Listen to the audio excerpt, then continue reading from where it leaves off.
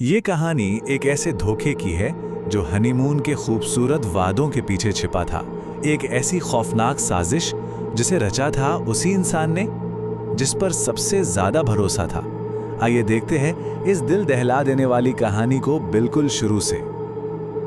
सोचिए, ये शब्द एक भयानक प्लान की शुरुआत थे। एक ऐसा प्लान जिसमें प्यार तो दूर, इंसानियत का भी नामो निशान नहीं था। और ये शब्द कहे थे सोनम के प्रेमी राज ने।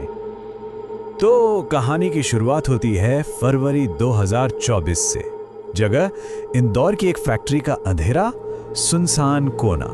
यहाँ राज, जो इस पूरी साजिश का मास्टरमाइंड था, अपने दोस्तों के साथ मिलकर एक शैतानी जाल बुन रहा था। प्लान ये था कि एक औरत की झूठी मौत का नाटक रचा जाए ताकि वो हमेशा के लिए उसकी हो सके। प्लान बड़ा सीधा सा था, कोई हिचक नहीं, कोई रहम नहीं। प्लान ए, किसी भी अनजान लड़की को मारो, उसे सोनम के कपड़े पहनाओ और लाश को जला दो ताकि पहचान न हो सके।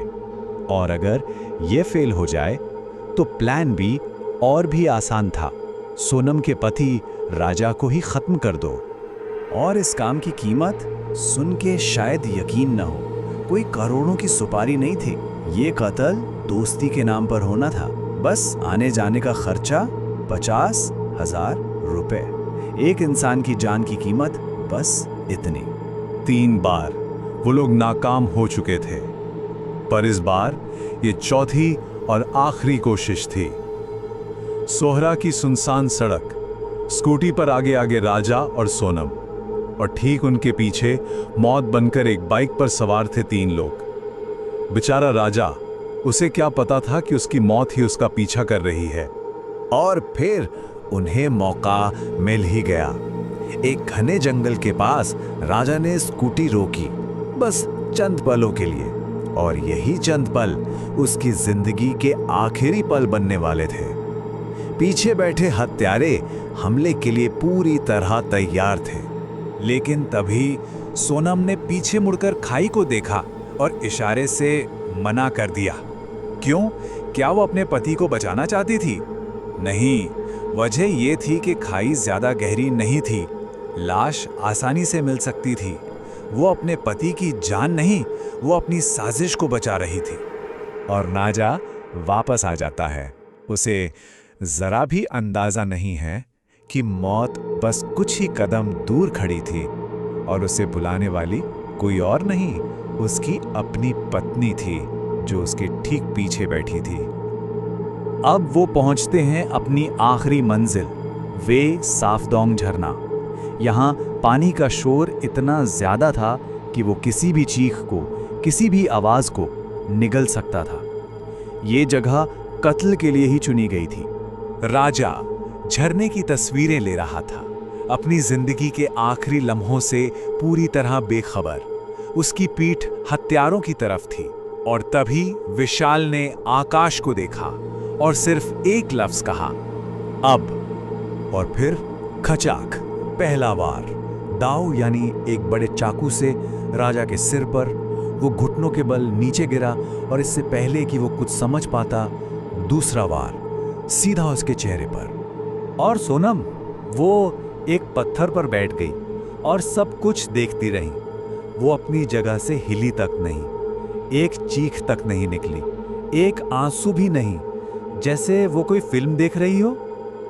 कत्ल तो हो चुका था, पर यकीन मानिए, इस कहानी का सबसे डरावना हिस्सा तो अब शुरू होना था। जमीन पर राजा की लाश पड़ी थी, खून से लथपथ, जिस्म अभी भी गर्म था। और ऐसे में सोनम ने क्या किया? उसने बड़े आराम से अपना फोन निकाला, इंस्टाग्राम खोला और अपने और राजा की एक हंसती हुई फोटो पोस्ट की। कैप्शन था, 7 जन्मों का साथ है। सोचिए, एक तरफ पति की लाश और दूसरी तरफ ये झूठे प्यार का दिखावा।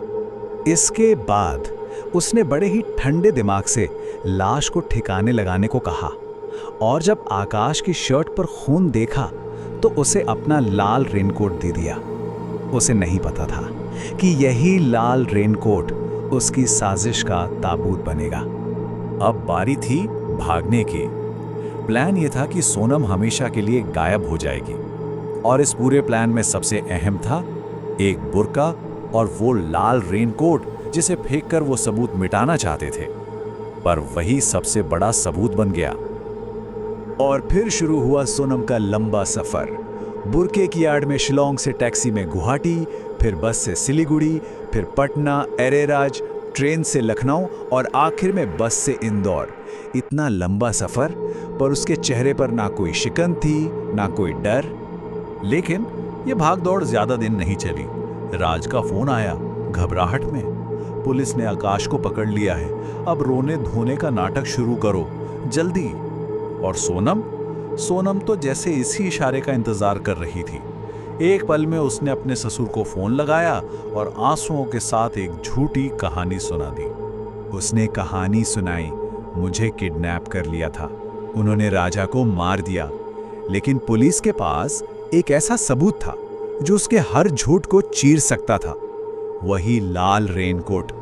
पुलिस ने कहा, यह रेनकोट तुम्हारा है और इस पर जो खून है वो राजा का है। डीएनए मैच हो गया है और बस सारा खेल खत्म। और तब बिना किसी अफसोस के उसने जो कहा वो शायद इस पूरी कहानी का सबसे खौफनाक हिस्सा है। उसने कहा, अगर उस गाइड ने हमें नहीं देखा होता तो तुम लोग मुझे कभी नहीं पकड़ पाते। धोखा पहाड़ों ने दिया, मेरी किस्मत ने नहीं। मतलब उसे कत्ल का कोई अफसोस नहीं था, अफसोस था तो बस पकड़े जाने का। तो आगे क्या हुआ? जून 2024 में राजा की लाश उस खाई से निकाली गई। आज की तारीख में सोनम, राज और उनके तीनों साथी जेल में हैं और सोनम की जमानत की अर्जी भी खारिज कर दी गई है। राजा वो तो सोच रहा था कि वो अपने हनीमून पर है, अपनी जिंदगी के सबसे हसीन सफर पर असल में वो अपनी मौत की तरफ बढ़ रहा था। और ये कहानी एक सवाल पीछे छोड़ जाती है, एक बहुत ही डरावना सवाल कि क्या कोई इंसान अपने सबसे करीबी को भी कभी पूरी तरह से जान सकता है?